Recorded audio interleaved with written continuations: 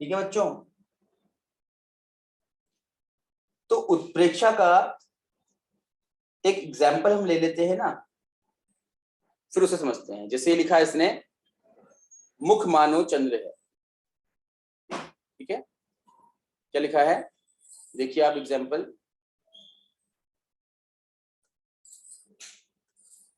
मुख मानो चंद्र है। ठीक है, मुख मानो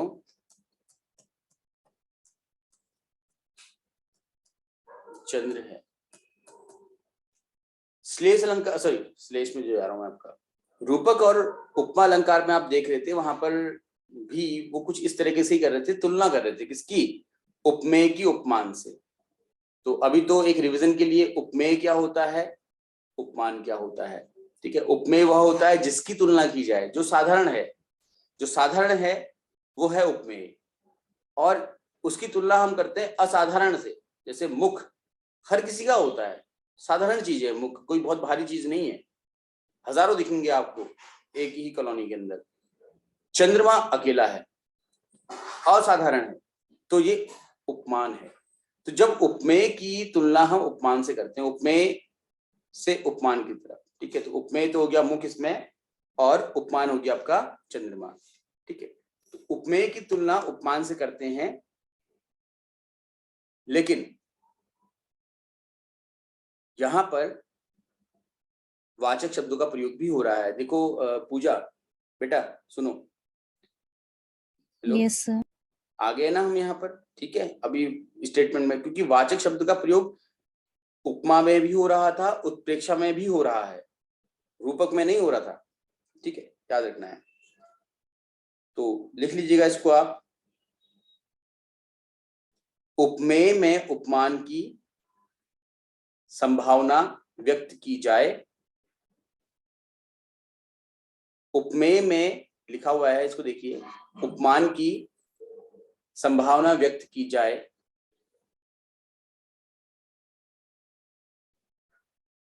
ऐसे अलंकार को उत्प्रेक्षा अलंकार कहा जाता है। ऐसे अलंकार को उत्प्रेक्षा अलंकार कहा जाता है।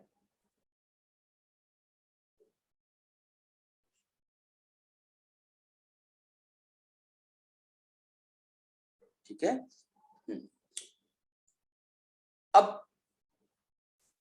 इस अलंकार में क्या नहीं होता है, समान धर्म नहीं दिखेगा आपको।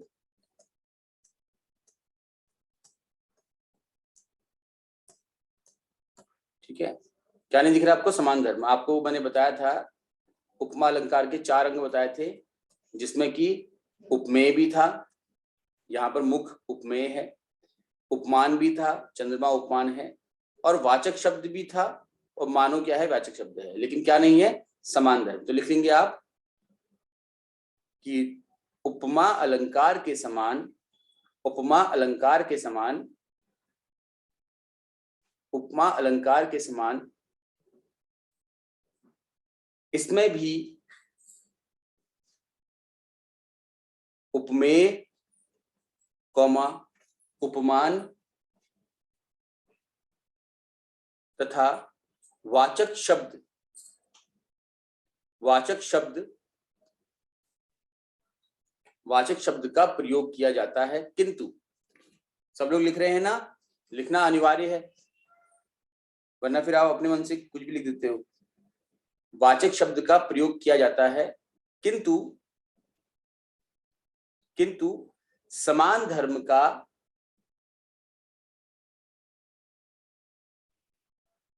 समान धर्म का प्रयोग, समान धर्म का प्रयोग नहीं होता या नहीं किया जाता।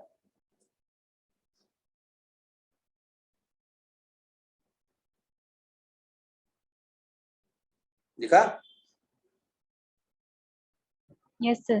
ठीक है, तो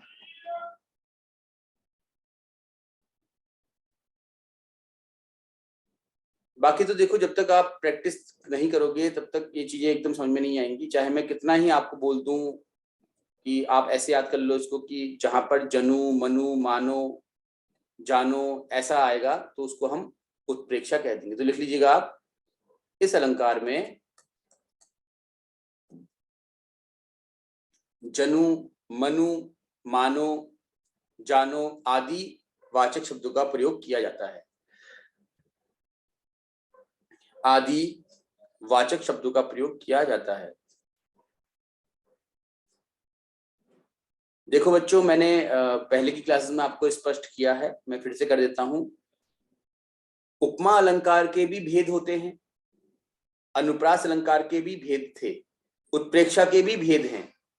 वस्तु उत्प्रेक्षा है ना, हेतु उत्प्रेक्षा, फलोत्प्रेक्षा। लेकिन हमको अभी ये भेद नहीं पढ़ने, क्योंकि हम मूल रूप से उस अलंकार को समझने की तरफ हैं, है ना, जो हमको नहीं आता है। जब हम स्पष्ट रूप से समझ जाएंगे उत्प्रेक्षा क्या है और पहचान करना हमारे लिए आसान हो जाएगा, तो हम इसके भेद जरूर पढ़ेंगे। याद रखना इस बात को। तो अपने मन से आप इन भेदों को ना पढ़ें, ठीक है। तो अनुप्रास अलंकार में भी अगर मैंने आप लोगों के लिए, आप लोगों को बोला है कि आप वो लाटा अनुप्रास, शेखा अनुप्रास को छोड़ दो, तो उसका रीजन यही है। तो आप याद रखें कि पढ़ने का तरीका क्या होता है। आप लोग तो जो बीएड कर चुके उनको पता ही है, सरल से कठिन की ओर, जटिल की ओर पढ़ते ना, फ्रॉम सिंपल टू कॉम्प्लेक्स। तो बच्चों, मैं क्योंकि फॉलो करता हूं सारे नियम पेडागोजी के, इसीलिए मैं आप लोगों को कॉम्प्लेक्स स्टेटमेंट्स नहीं पढ़ा रहा हूं, कॉम्प्लेक्स टॉपिक्स नहीं पढ़ा रहा हूं। आप लोगों को ऐसा लग रहा होगा कि यार सर क्यों स्किप कर रहे हैं, बेटा उसका कारण यही है, ठीक है। हमें सिर्फ बीएड करने के लिए नहीं पढ़नी ये जो मैगजीन्स ऑफ टीचिंग होती है, इसको शिक्षण सूत्र कहते हैं हम। ये सिर्फ हमको उसके लिए नहीं पढ़ना है, इसका हमें अपने जीवन में प्रयोग भी करना है, अप्लाई भी करना है इसको। तो जब हम ये समझने लग जाएंगे ऊपर ऊपर, उपमा, उत्प्रेक्षा, अनुप्रास बढ़िया तरीके से, तब इसके अंदर की बातों को हम जानेंगे ना, ठीक है ना। ओके, तो पहले हम क्लियरली इनको समझ तो लें, इसमें क्या डिफरेंस है। अच्छा ठीक है, ये हो गया आपका उत्प्रेक्षा। तो उत्प्रेक्षा में आप देख रहे हैं कि जनु, मनु, जानो, मानो, मतलब ये कह रहा है ना कि आप मान लो कि मुख क्या है, चंद्र जैसा है, ठीक है। हेलो, संभावना क्या कर रहा है, संभावना व्यक्त। तो उत्प्रेक्षा का मेन जो फोकस हो किस पर है, संभावना व्यक्त करने पर है। अगर मानो हम संभावना व्यक्त करने की बात करें, संभावना क्या होती है बताओ। जैसे बारिश हो सकती है, हम बोलते हैं ना बारिश हो सकती है, बोलो हाँ है ना। Yes sir. ये क्या संभावना है। तो संभावना को व्यक्त करने के लिए इस प्रकार के शब्दों का प्रयोग होता है। तो हम कैसे बोलेंगे इसको, बादलों ने आसमान को ऐसे घेरा है मानो बारिश होने वाली है। तो मानो शब्द आया नहीं आया संभावना को समझाने के लिए। Yes sir. हाँ, यस सर। तो ये शब्द जो है जनु, मनु, जनु का मतलब जानो, मनु का मतलब मानो, बस और कोई डिफरेंस नहीं है, बस भाषा का अंतर है, खड़ी बोली और साधारण बोली का, ठीक है, और बाकी कोई अंतर नहीं है। तो आपको पता ही है हमारी जो हिंदी भाषा है उसी कई सारे रूप है, अवधि, खड़ी, ब्रिज, पढ़ते हैं आप लोग हिंदी साहित्य में, ठीक है।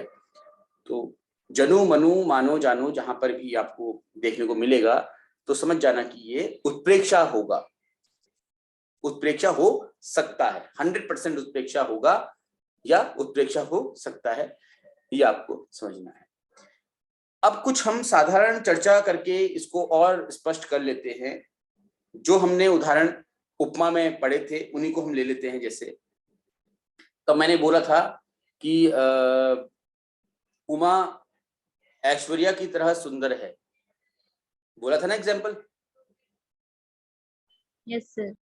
तो अब मैं बोलता हूं कि उमा मानो ऐश्वर्या है, ठीक है, समझ में आ रहा है। Hello, yes sir. Yes sir. माँ खुश हो गई हूँ, माँ है, मानो अभी है नहीं शायद क्लास में,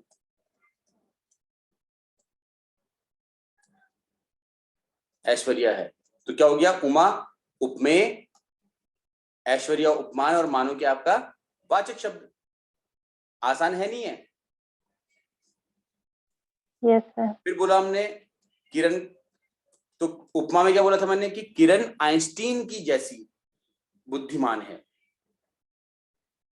और फिर रूपक के लिए बोला किरण आइंस्टीन है। लेकिन उत्प्रेक्षा में क्या बोलेंगे कि किरण मानो क्या है, आइंस्टीन है। ठीक है, और लिख दिया मैंने, इतना लंबा लिखना नहीं है। समझ में आ रहा है? Hello, yes sir. फिर हमने बोला था कि यस सर। राजीव रावण की तरह हंसता है, तो हम बोलते हैं कि राजीव मानो रावण है। तो इस तरह से जब हम वाक्यों का प्रयोग करेंगे, वाक्य बनाएंगे, तो वो क्या हो जाएंगे, उत्प्रेक्षा हो जाएंगे। तो आई होप कि रूपक, उत्प्रेक्षा और उपमा आपको क्लियर हो रहा होगा कहीं ना कहीं। क्यों? Yes sir. तो एक काम करते हैं, सबसे बढ़िया तरीका ये होता है कि जो हमने पहले पढ़ा है उसको लेते हुए चलते हैं। मैं एक सेंटेंस यहाँ पे लिखता हूं, आप लोग भी कॉपी में लिखें, और उस सेंटेंस को फिर आप क्या करें, पहले रूपक में, फिर उसको उत्प्रेक्षा में कन्वर्ट करें। ठीक है, तो सेंटेंस है, आप सब लोग लिखिएगा।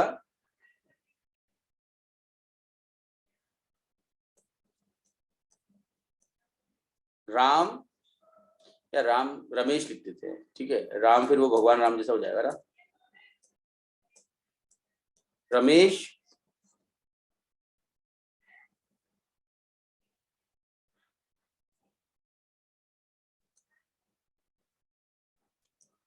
श्री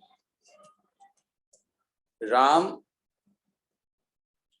के समान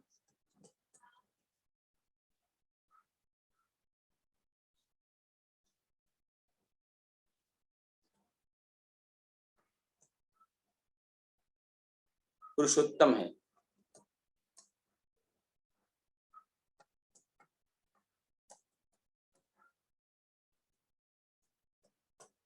ठीक है, तो रमेश उपमेय है,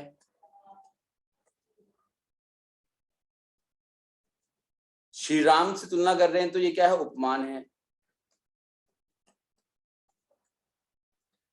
ठीक है, पुरुषोत्तम गुण क्या है ना, तो ये क्या है, गुण या समान धर्म जो कहें तो आप। ठीक है, और के समान, तो के समान क्या है, वाचक शब्द है।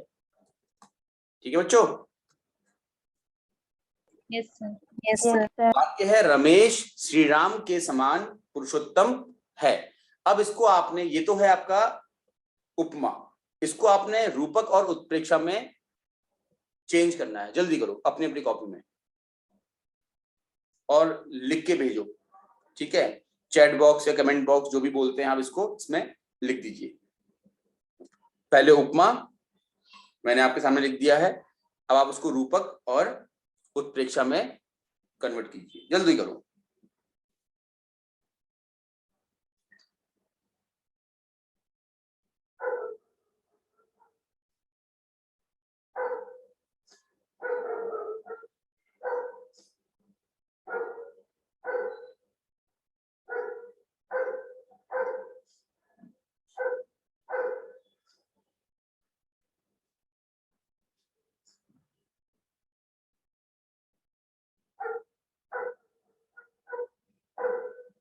जल्दी करिएगा। हाँ,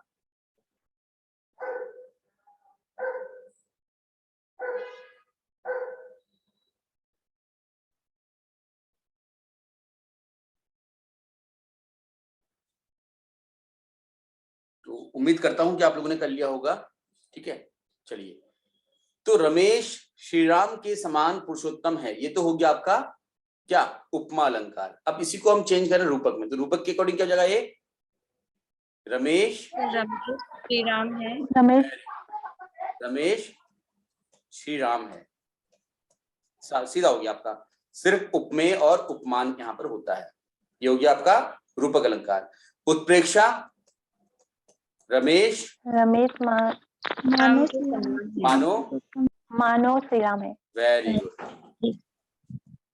अब आज के लिए होमवर्क आपका रहेगा ना कि आपने कोई भी 5 वाक्य लेने हैं, हर वाक्य को उपमा में, रूपक में, उत्प्रेक्षा में चेंज करना है। ठीक है, अभी मैं एक और अलंकार पढ़ा रहा हूं आप लोगों को। ठीक है, ऐसा नहीं कि ये अलंकार यहां समाप्त हो गया। चलिए, एक और अलंकार होता है प्रतीप। प्रतीप डालेगा हेडिंग आप, प्रतीप। एक मिनट, प्रतीप। क्यों लिखा रहा हूं बताऊंगा, ये बहुत इंपॉर्टेंट है। इससे एक तो जो मिसकंसेप्शन है पूजा आपका वो दूर हो जाएगा कि जो सा है वो केवल उपमा में नहीं आता है, ठीक है। और दूसरा कि ये उपमा अलंकार का विपरीत है। प्रतीप यहां पर दिख नहीं रहा मेरे को, ये है आगे, दिख रहा ना आप लोगों को स्क्रीन में? Yes sir. ठीक है। प्रतीप देखो क्या है, प्रतीप का अर्थ होता है उल्टा या विपरीत, ठीक है। प्रतीप का अर्थ होता है उल्टा या विपरीत। तो लिखिएगा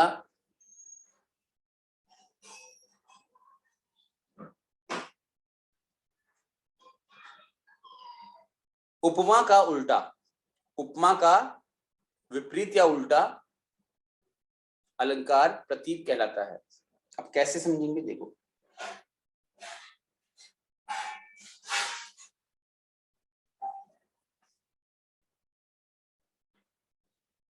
उदाहरण लेते हैं हम।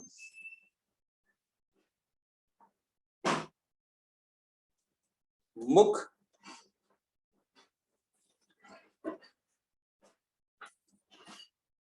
चंद्र सा सुंदर है, बताओ कौन सा इसमें अलंकार लगा हुआ है?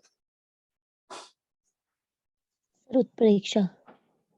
ठीक है, उत्प्रेक्षा दिख रहा है तुमको इसमें? सर उपमा अलंकार। उपमा अलंकार है क्या? उत्प्रेक्षा में तो मानो जानो है ना, संभावना दिखाई देगी। ठीक, अभी अभी आपसे कहा गया कि जो प्रतीप है वो क्या है, उपमा अलंकार का उल्टा है। तो क्या हो जाएगा, मुख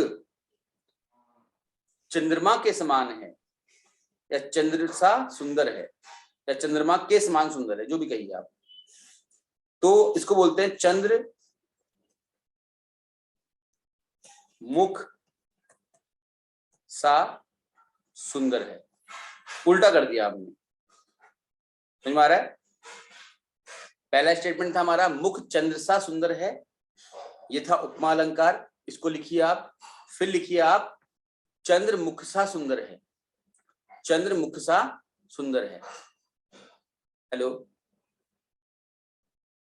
यस सर। तो जब उपमा अलंकार, जब उपमा अलंकार में उपमेय और उपमान, उपमेय और उपमान का स्थान क्रमशः अंतर परिवर्तित कर दिया जाए या बदल दिया जाए साधारण शब्दों में, तो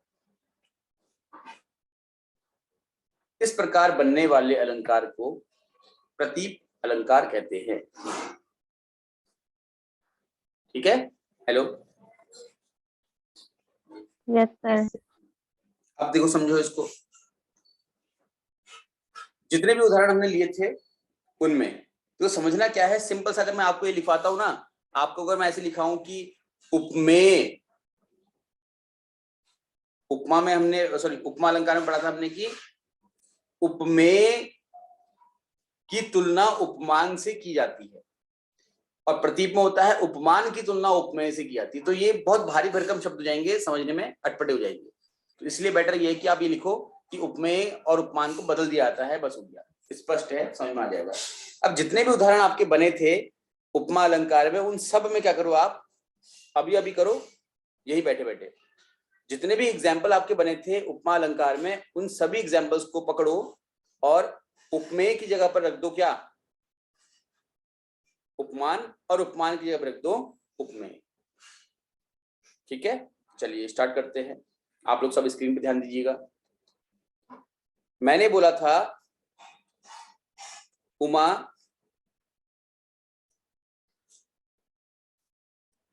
ऐश्वर्या के समान सुंदर है।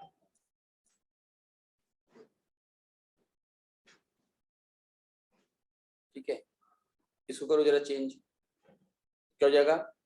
उमा की जगह पर लिख दो ऐश्वर्या और ऐसे लिख दोगे आप क्या? उमा। तो ये लिखेंगे ऐश्वर्या उमा के समान, बाकी आपको बताइए सुंदर है। समझ में आ रहा है? Hello, yes sir. तो इस प्रकार से आप उपमेय की जगह पर उपमान लिख दो तो सारे एग्जाम्पल हो जाएंगे। ऐसे आपका किरण आइंस्टीन के समान बुद्धिमान है, तो आइंस्टीन किरण के समान बुद्धिमान है। ठीक है। राजीव रावण के समान हंसता है, तो रावण राजीव के समान हंसता है। बस उल्टा कर देना, कुछ नहीं करना हमने और। ठीक है। उत्प्रेक्षण, सॉरी, ये हो जाएगा आपका प्रतीप। याद रहेगा Prateep? Yes sir. Yes sir. एक बार अच्छे से देख लो और कुछ डाउट है तो पूछ लो।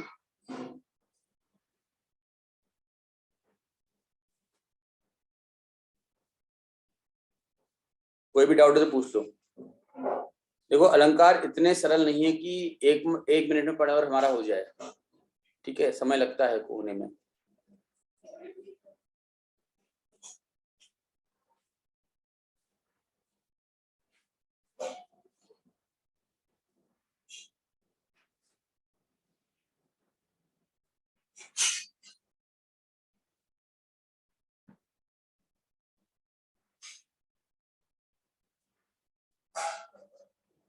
पढ़ो और कुछ पूछना पूछो। ठीक है। हेलो, अगर उपमा अलंकार में हमने लिखा है कि उमा ऐश्वर्या के समान सुंदर है और इसको हमने प्रतीप में लिखा कि ऐश्वर्या के समान उमा सुंदर है, तो अब इसको थोड़ा सा गौर करके पढ़िए तो आपको लगेगा कि इसके भाव में कोई अंतर नहीं आ रहा। कैसे? कि ऐश्वर्या के समान सुंदर है कौन? उमा। नीचे वाले को देखो, ऐश्वर्या के समान सुंदर है कौन? उमा। तो भाव तो समान है, तो इसलिए ये प्रतीप नहीं होगा, ये उपमा ही है। बस हमने थोड़ा सा लिखने का पैटर्न चेंज कर दिया, बाकी भाव वही रहे हैं। तो ये आपका उपमा अलंकार ही है, प्रतीप नहीं है। प्रतीप को कैसे लिखेंगे ये समझो, ध्यान देना। हाँ, सॉरी,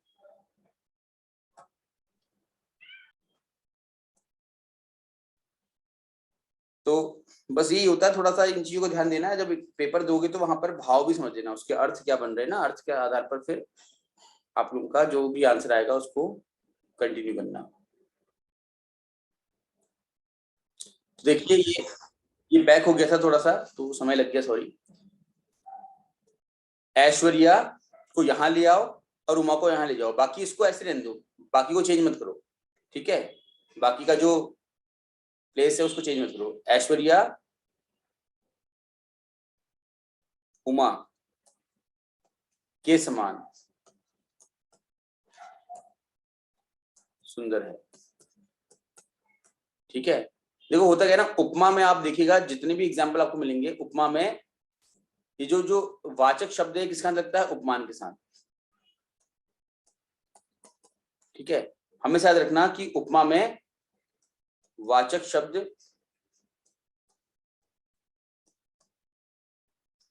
उपमान के साथ लगता है। ठीक है, और यही परिवर्तन हमने करना है प्रतीक में। प्रतीक में क्या हो जाएगा? ये वाचक शब्द किसके साथ लग जाएगा? आपका उपमेय के साथ। तो ये भी लिख सकते हैं आप समझने के लिए अपने, लिखिएगा उपमा में वाचक शब्द का प्रयोग, उपमा में या उपमा अलंकार में वाचक शब्द का प्रयोग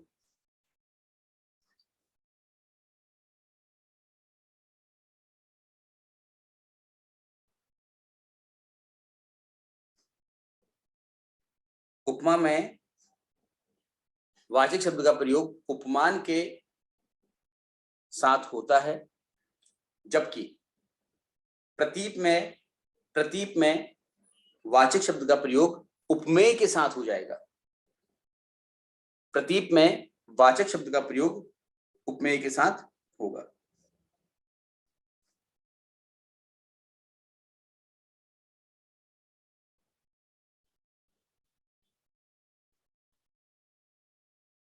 ठीक है, चलो, आई होप कि समझ में आ गया होगा आप लोगों को। हेलो।